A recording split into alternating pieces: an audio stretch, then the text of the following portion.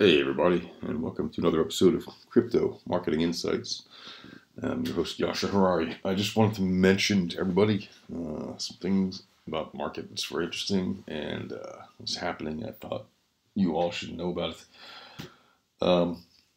Before we start though, of course, this is not a financial advice show. I am not a financial advisor, and you should do your own research. All right, disclaimers aside, this is not a financial advice show, so I really don't need to make those, but what the heck, I thought I'd mention to you that the market for cryptocurrencies currently sits at 134 billion, and Bitcoin dominance is at 51.3%. So you can see the grand old stability, relatively, for the past week or so of these markets. Things still moving in the relatively low single digits. Look at that, Binance coin up 6.66%, yet again, defying the odds, and at $15.42. So, hey, for those of you who bought it cheap, and those of you who are holding it on high, yay for you. I hope that it works out. I've seen some people say it's going to go down to 13 and then go back up again, and who knows what. It's a very interesting coin, obviously, Binance coin. For those who aren't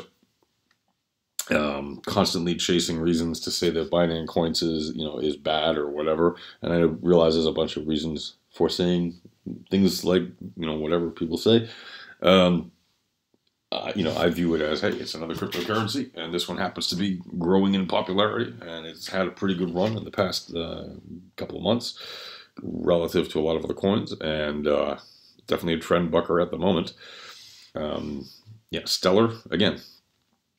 Stellar is at 10 cents now, 10.4 cents, up 5%, right? Always funny when you see a descending graph like this from Tron. It's going down here at the end, but they say it's up a percent from that. Yeah, it could be up from yesterday, I guess. It's kind of funny, though. Graphs aren't always what they appear to be.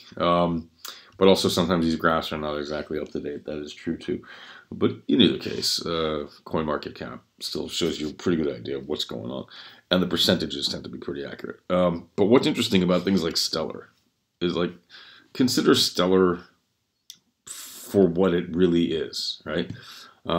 Basically, is it a better version of XRP? Is it just a cheaper version, like a low rent version kind of XRP? If essentially they can both solve the same problem, right? International or inter-country, international, inter-country, international, remittances, right? They could do that, right? And Stellar has a partnership with IBM, everybody knows. But what other huge partnerships have you heard about that are really stellar? Is that, yeah. I mean these puns to be funny. But seriously, as much as it's not that I don't like Stellar. In fact, I like it. I think it's pretty neat. And I was definitely a fan of it before I was a fan of, am I a fan? I was definitely a supporter of Stellar, let's put it that way. More interested in what they offer and the way they offered it than I was in XRP. For a while, anyway. I think it's a very interesting use case. It could be its own success, maybe. But so far, we have not seen a significant number of developments happen with Stellar that need to happen if it has any chance of making any difference in this land market. So far, XRP is just tearing up like the competition. They're in terms of the bank remittance business, right? They are going after partnerships like nobody's business, and just going after one bank after another bank, not stopping. They're going to give as much as they can to this effort. Whether that will work out for them or not, who knows? In the meantime, could it be a solid investment, either of these? From a marketing point of view, like if you're gonna be marketing XRP, right? If you're marketing XRP for any reason, either because you work for them or for the Ripple or something like that, or you work for one of the other companies that works with XRP, if you're marketing XRP services for your bank or for your business that accepts XRP, is that good for you long term? Like, think about that strategically, right? And then consider that versus Stellar, right? Which is, I love the idea of Stellar. It's great to me. It's wonderful. And yeah, similar to XRP, but in some ways a little different. And the approach is also a little different, which is also, interesting. But can that be sustained to actually build a cryptocurrency? Or will this just basically be a nice little accounting project to see if they can, do some optimization of expenses for buyers and sellers? It's kind of, the jury is out on that. But so far, what I see from Stellar isn't stellar, unfortunately. I mean, I love it, but I just don't think, and I don't mean to spread like fear or uncertainty or doubt about it. Nor do I mean to focus on it so much since it's such a, it's number 9 on the top 10 list. I mean, it's still in the top 10, but it's been a little lackluster. And I realized, yes, the whole market's down 90 whatever percent, 99% for a bunch of altcoins over the past year or 14 months. Yeah, but when you have as much Stellar hype as Stellar did for a project of its size, you'd think they would capitalize on that a little bit better, right? Not every project gets a good amount of hype. And part of the reason that Stellar got part of the hype is because they're founded by the same guy, Jeb McCaleb, who was instrumental in founding Ripple and XRP. So, yeah, some of that shine he took with him when he left Ripple to create its competitor, Stellar, which, by the way, is a very common thing for people to do, but usually, or I should say often, people start competitors that they actually own, right? You might own both, and then do that. And actually, Jeb McCaleb does and did own a significant amount of XRP. In fact, when he left, that was a big part of the whole deal about him leaving and how would he get rid of them and what have you. No one is actually privy to the facts on that. We're all just privy to what we've read about in the news, whether we think it's correct or not. It doesn't really matter.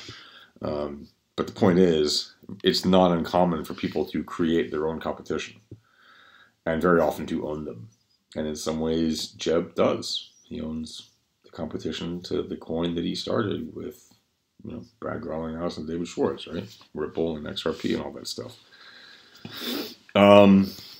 So, what impact will this have on Stellar's marketing? I think it's long term. I think Stellar is still an interesting project, but to be perfectly honest, I'm not nearly as glowing about it as I might have been a year ago, right?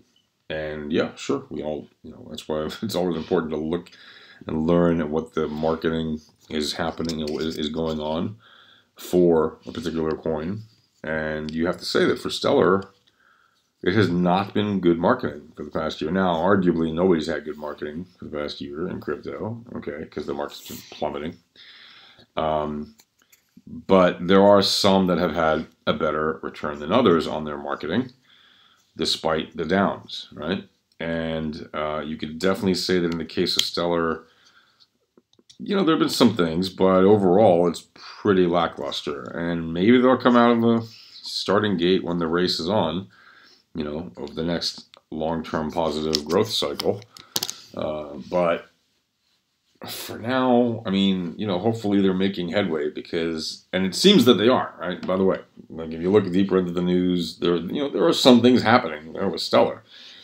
But just by comparison, it seems like an also-ran, frankly.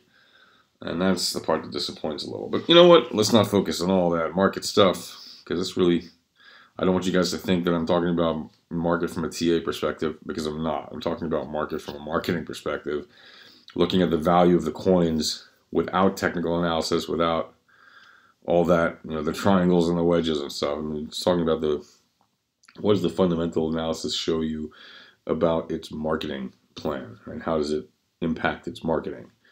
because that's really what matters to us here in the Marketing Insights show. Now, there is one story that is actually, let's just say, massively interesting, but I don't think it will have as massive of an impact necessarily on its own. However, it could have certain impacts, and let's talk about that right now. It's a story in Invest in Blockchain. Oh yeah, by the way, all the links are in the description, as usual. So, Hollywood is releasing a movie called Crypto. Ooh, sounds so crypto.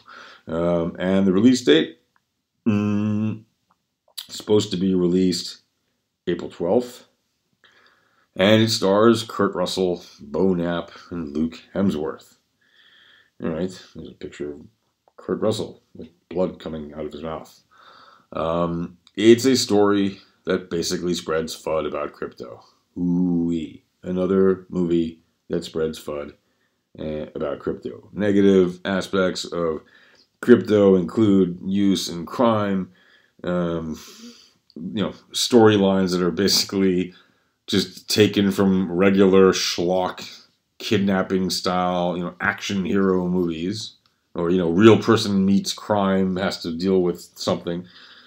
And the story here is that, there's a guy who works on Wall Street as an anti-money laundering exec, and he gets caught up in a case involving the Russian mob, and they use crypto to launder money. Of course they use crypto to launder money, because it's just a Hollywood movie in 2019. What else are they going to use to launder money? And he has to, fight to save his dad, who's played by Kurt Russell, after Kurt Russell is kidnapped, right? And it's just clearly ridiculous FUD.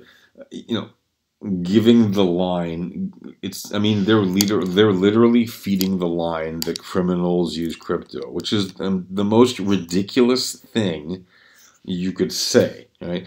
Russian mob, if they're doing anything with crypto, it's collecting it, amassing it, acquiring it, right? But they're not using crypto necessarily for easily trackable criminal offenses, right? Or even hard to track criminal offenses, because the point is in blockchain, you can track them, right? So it's the worst way to transact business is crypto.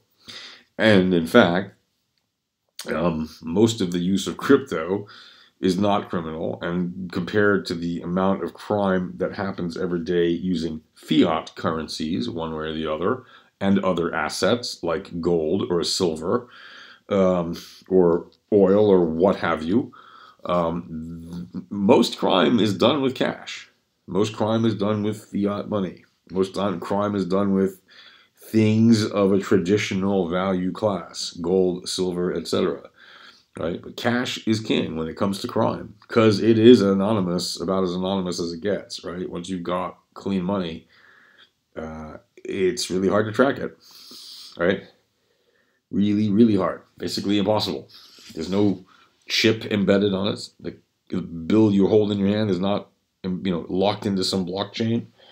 If you've got a bunch of fake stacks, and they're really well-made ones, it's very easy for people to take them from you and think they're real.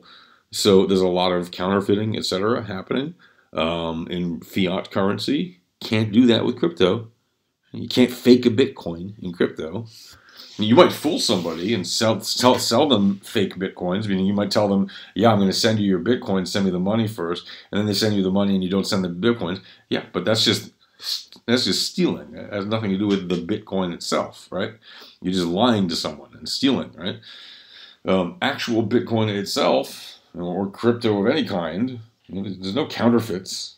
It's either it is or it isn't. Look at the hash. It's very straightforward, right?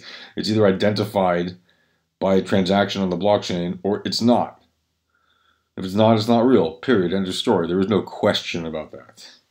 You can question who did it, why they did it, etc., but you don't question whether or not a cryptocurrency token or coin is real, beyond the fact that you see it's real or not. It's a yes or no. It's a flag. It's, you know, there's no question there. And yet this movie chooses to focus on crypto being used for crime. And the movie is called Crypto. I mean, it's pathetic. Why didn't they just call it Cash? If they wanted to be honest, they would have called this movie Cash, because that's what criminals use, and that's what bad Hollywood directors are all about, right? They're all about the money, whatever, that's fine. Use a pathetic B-roll type movie line. I mean, you know, whoever they paid to make this movie, I'm not even going to play the trailer. If you want to see this trailer, go find it yourself. Like, I'm not even going to give them that. Just no. Just like, the reason I'm talking about this today, which is a complete FUD article, right? A complete FUD movie, right? Is because I think it's high time that, yes, we have more crypto in the culture and in the zeitgeist, and it's good that we do have this crypto discussion in stuff like Hollywood movies and whatever, that they bring it out. But it doesn't help anybody to be talking about it in this way. Now, I can relate to you a perfect example story, okay? About a year ago, let's say 15 months, let's say November and December of last year, right before the peak, right before the crazy hyperbolic Bitcoin and other prices hit their peak, like as they were going through the hyperbolic motions, you had everybody talking about crypto, literally little old ladies who don't know anything about anything. You know, they saw it on the news and they started talking about it. They don't know a thing about it. They're never going to own any, because by the time they do, it'll be useless to them.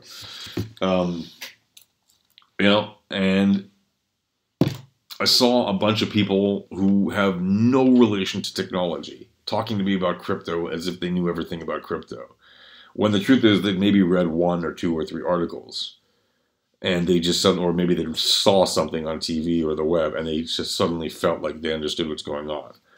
But they had not even scratched the surface. And if you ask them today, so what do you know about crypto? They still haven't learned, you know, what there is to know, even at the most basic level, to many of them, right? Like they, you know, I mean, the ones I've spoken to during that time obviously have heard about it, so they know. But the, you know, random folks that I hear talking about it in public places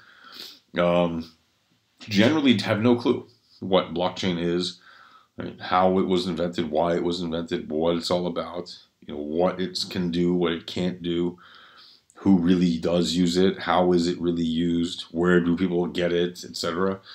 All the things that you would need to have a proper discussion. And they're coming into the ears of average people in a very misinformed way, right? Because they're getting their news from sources that are massively misinforming them, as usual. That's to be expected. This is normal, par for the course kind of behavior. Whenever you have a radical shift in culture and user behavior, you're gonna have a situation where most people are misinformed. Even if they have some idea what you're talking about, they're misinformed. They're not fully informed, for sure. They're not properly informed, and they are largely misguided about the information that is relevant, right? So making a movie like Crypto that you're going to release this year, right during this bear market situation, and then you're going to tell me that that's somehow,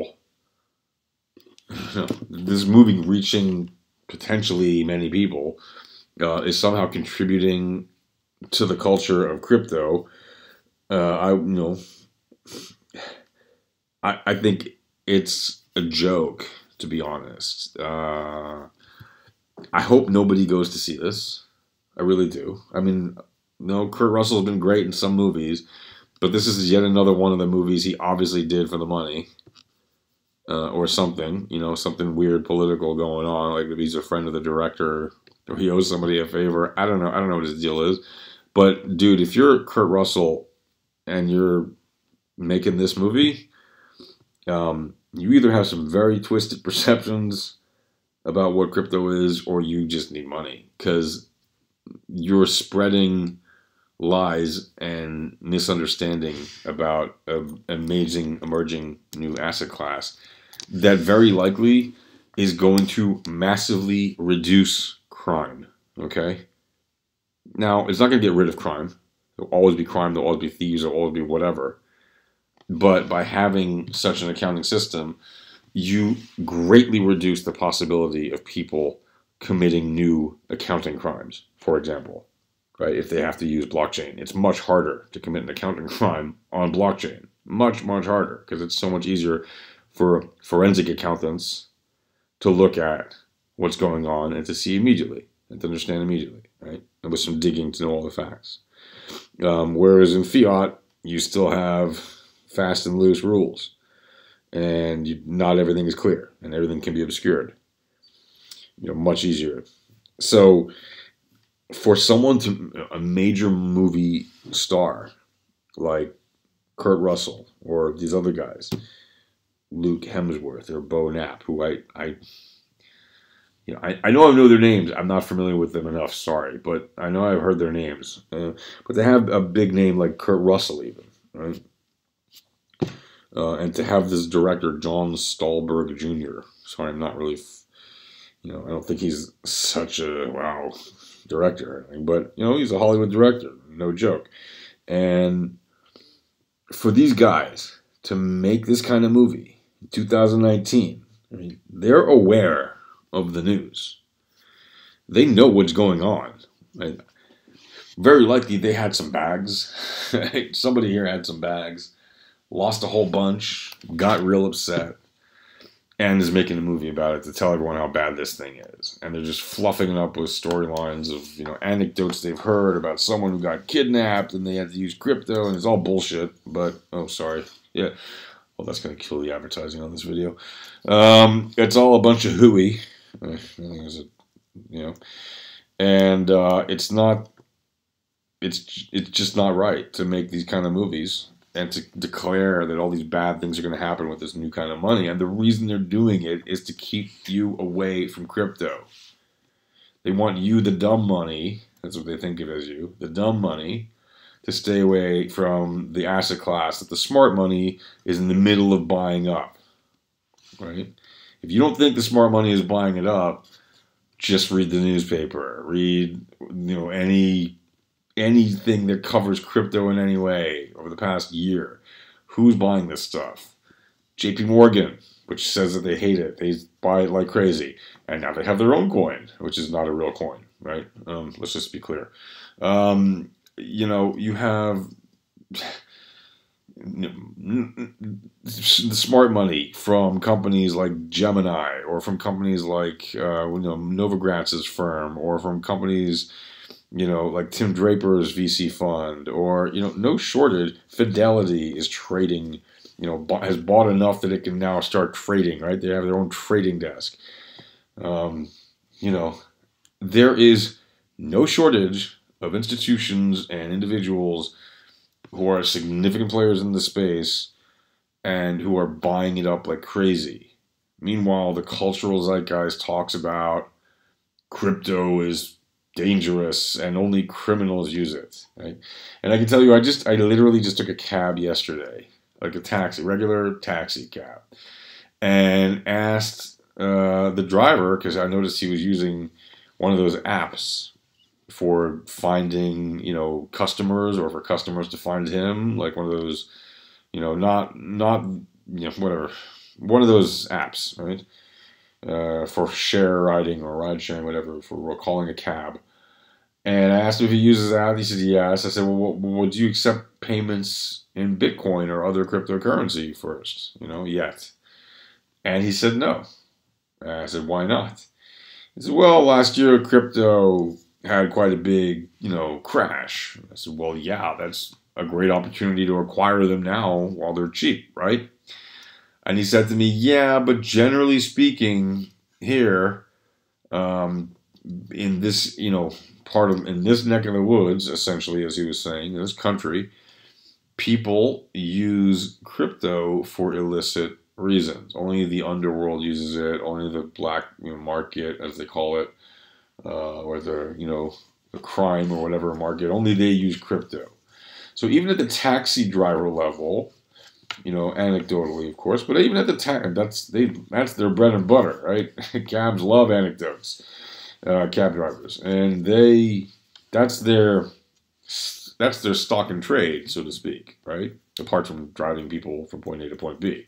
How do they do that? They usually don't stop shooting off their gabs and just talking the whole time. And, that's their thing. They sit in the car all day, so they talk to the customers. And, cab after cab. And it wasn't just one or two or three cabs I spoke to about. This is in recent months. Every single taxi that I've asked about Bitcoin and crypto and why they don't have some way to accept crypto as a payment. Literally everyone that doesn't accept crypto in any way has told me the same thing. Because only the criminals use it, and it's not a good currency because it's very cheap compared to what it was a year ago. It's lost a lot of money value, and what if it goes to zero? Now, I don't expect the average taxi driver to understand that as long as fertilizer is being sold, crypto will not go to zero, right? As long as people are buying and selling in the trade of cow manure and horse manure, literally, and they're accepting many different assets for that manure, there's no chance that something as useful and valuable as Bitcoin is going to go to zero, okay? Not as long as they're still trading fertilizer. And guess what? Fertilizer is a big market, relatively. You might think it's a joke, but it's not.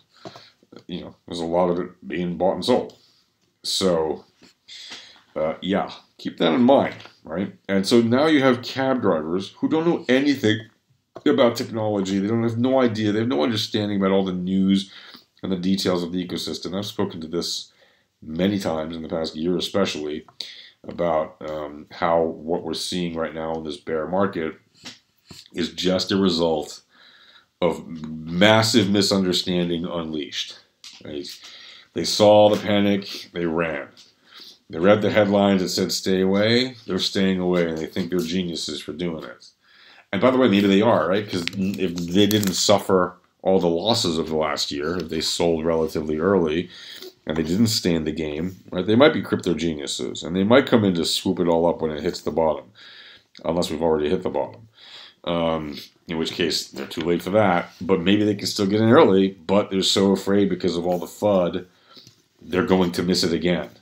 And they're only going to get in again when it hits above 10K again, because to them, that's the magic number. It has to be above 10K for Bitcoin, or the market has to be above 400 billion or 500 or whatever. They have some nonsensical emotional reason in their head for tying themselves to buying any kind of crypto, right? Which makes no sense because there's so many different cryptocurrencies. There's over 2,100 of them just on CoinMarketCap. And if you were really interested in buying cryptocurrency, you would do it when it's really cheap. And relative to the past couple of years, right now, it's really cheap. Sure, relative to the past 10 years, it's still not so cheap. But it's a lot cheaper than it was a year ago. There you go, right? Like in March of 2018, it was not as cheap as it is now. It's why a lot of crypto. So we're seeing that. And I don't want to go on too long about this, but I do want to point out the significance of having more movies like this come out at a time when we're still in a bear market and they're still focusing on the crypto. To me, this is actually, ironically, it's a good trend indicator. Why? Well, because when you're looking to spread myth from the heart of FUDlandia, as I'll call it, like the vodka, only worse. From FUDlandia, right, straight to the blockosphere. What are they doing? They're ruining people's perception of new money in order to keep more of it available to those who already have some and can afford to buy more. They're just spreading fear. Like, what was that movie in the 1920s where they were just having a grand old time? Hold on 1 second. I'll be right back, folks. And just, yeah, hold on a second.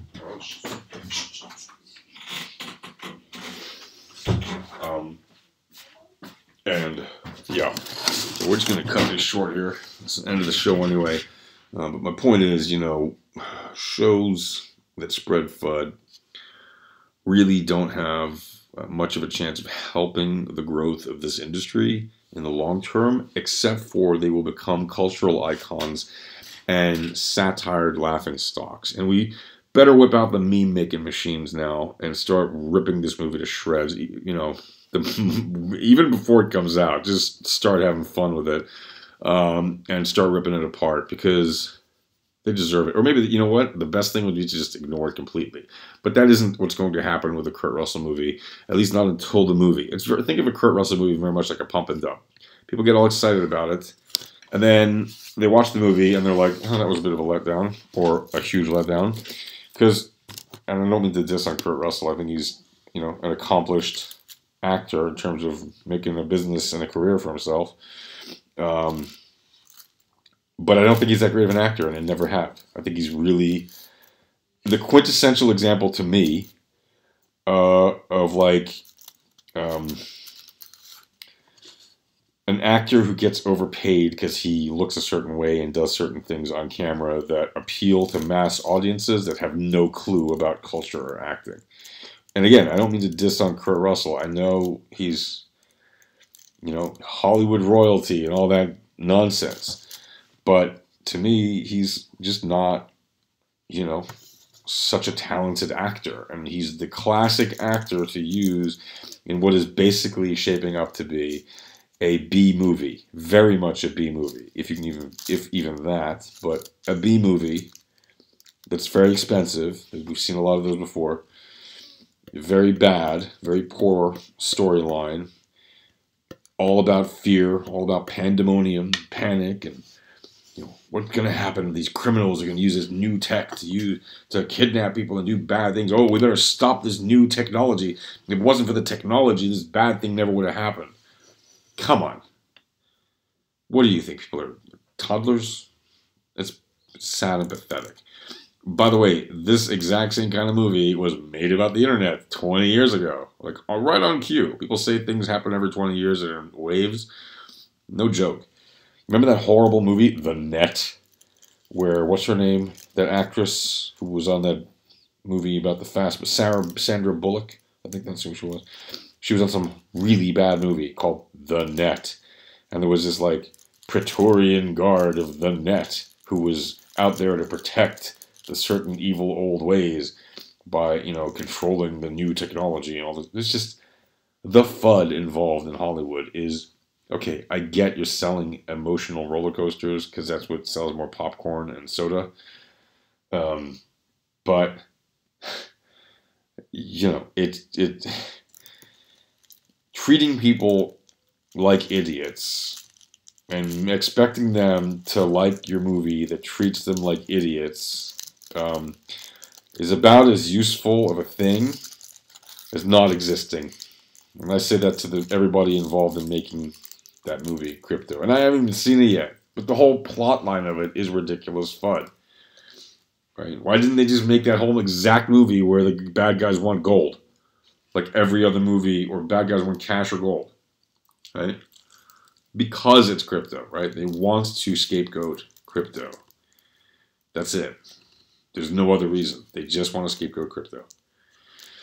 So on that note, folks, I'm going to let you guys go. Remember, you can always watch our videos on the YouTube if you're here.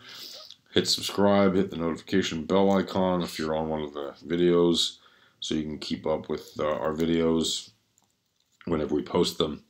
And I want to thank everybody again for coming to this show and listening to us, watch us. It's me talking, right? I'm doing all the talking here today. Yeah, so thanks again for listening, watching, whatever you're doing, wherever you are. I hope you have an amazing time and that you make the most of this great day. And until next time, folks, take care.